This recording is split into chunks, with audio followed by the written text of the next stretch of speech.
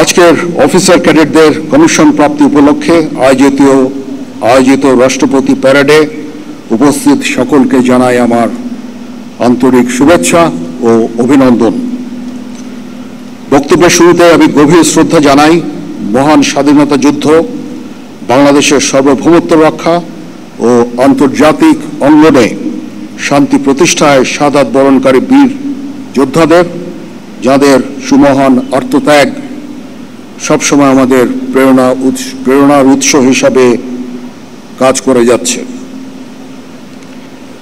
মাতৃভূমির স্বাধীনতা ও সার্বভৌমত্ব অক্ষুণ্ণ রাখার জন্য একটি দক্ষ, আধুনিক ও দেশপ্রেমের চেতনায় উদ্বুদ্ধ নৌবাহিনীর গুরুত্ব ও প্রয়োজনীয়তা অপরিসীম। এই নৌবাহিনীর নেতৃত্বের দায়িত্ব মূলত অফিসারদের উপরেই বর্তায়। এই লক্ষ্যে 1976 সালে প্রতিষ্ঠিত হয় বাংলাদেশ নেভাল একাডেমি। আন্তর্জাতিক খ্যাতিসম্পন্ন এই একাডেমি হতে কমিশনপ্রাপ্ত অফিসারগণের নেতৃত্বের শৃঙ্খলা, আনুগত্য, ন্যায়পরায়ণতা ও কর্তব্যবোধে উজ্জীবিত হয়ে বাংলাদেশ নৌবাহিনী আজ দেশের সীমানা পেরিয়ে বহির্বিশ্বেও উল্লেখযোগ্য অবদান রেখে চলেছে।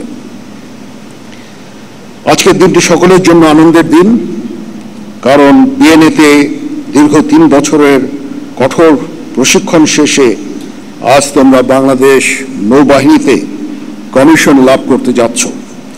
এই জন্য তোমাদের জানাই আমার আন্তরিক অভিনন্দন।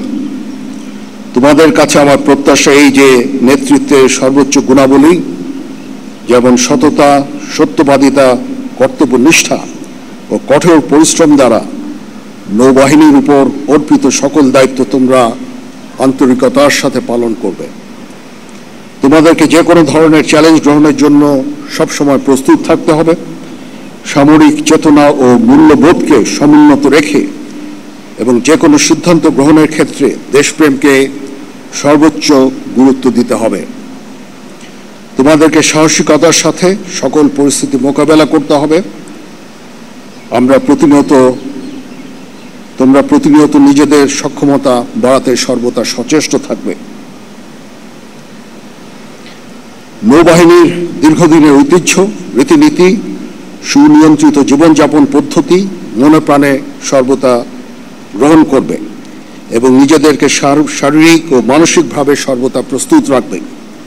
মনে রাখবে, তোমাদের উপর অর্পিত হবে নৌবাহিনীর ভবিষ্যৎ নেতৃত্ব দানের গুরুত্বপূর্ণ দায়িত্ব। বাংলাদেশ নৌবাহিনীর মূল মন্ত্র শান্তিতে সংগ্রামে সমুদ্রে দুর্জয়,